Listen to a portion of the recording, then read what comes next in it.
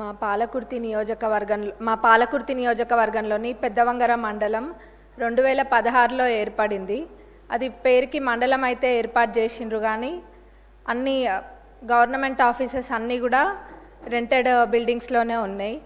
దీనికి ఒక దాతలు ముందుకొచ్చి స్థలం ఇవ్వడం కూడా జరిగింది.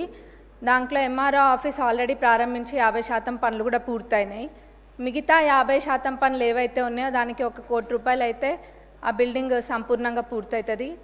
దానికి నిధులు ఇవ్వాలని సంబంధిత మంత్రివర్యులని అడుగుతున్నాం. అట్లనే అదే స్థలంలో ఎంపీడీఓ ఆఫీసు నిర్మించడానికి కూడా ప్లేస్ ఉంది కాబట్టి దానికి కూడా శాంక్షన్ ఇవ్వాలి, ఆ నిధులు కూడా ఇవ్వాలి.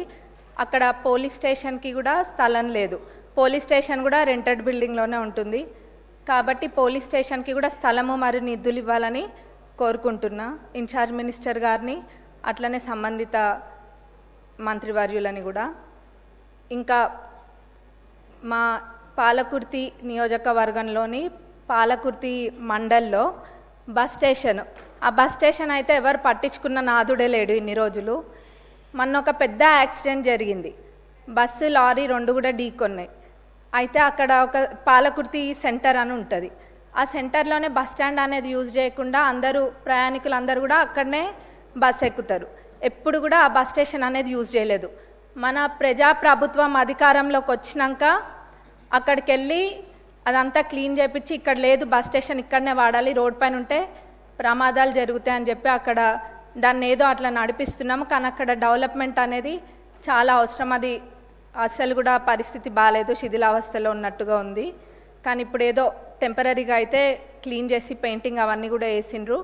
ఆ బస్ స్టేషన్ డెవలప్మెంట్కి నిధులు ఇవ్వాలని ట్రాన్స్పోర్ట్ మినిస్టర్ గారిని, ఇన్ఛార్జ్ మినిస్టర్ గారిని కూడా అడుగుతున్నా. అట్లనే అన్నిటికన్నా ముఖ్యంగా మా పాలకుర్తి నియోజకవర్గ ప్రజల చిరకాలపు కోరిక దేవాదుల కింద ఉన్న ఫేజ్ 3 ప్యాకేజ్ 6లోని పాలకుర్తి మరియు చెన్నూరు రిజర్వాయర్లది. దాని ద్వారా మొత్తము 77,890 ఎకరాలకి సాగునీరు అందియొచ్చు.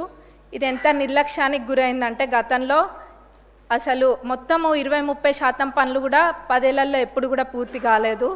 నేను గతంలో కూడా అడిగితే మన ఇరిగేషన్ మినిస్టర్ గారు సానుకూలంగా స్పందించి రివైజ్డ్ ఎస్టిమేట్ వేపిస్తే మొత్తం ఒక 1015 కోట్ల దాకా రివైజ్డ్ ఎస్టిమేట్ కూడా వచ్చింది.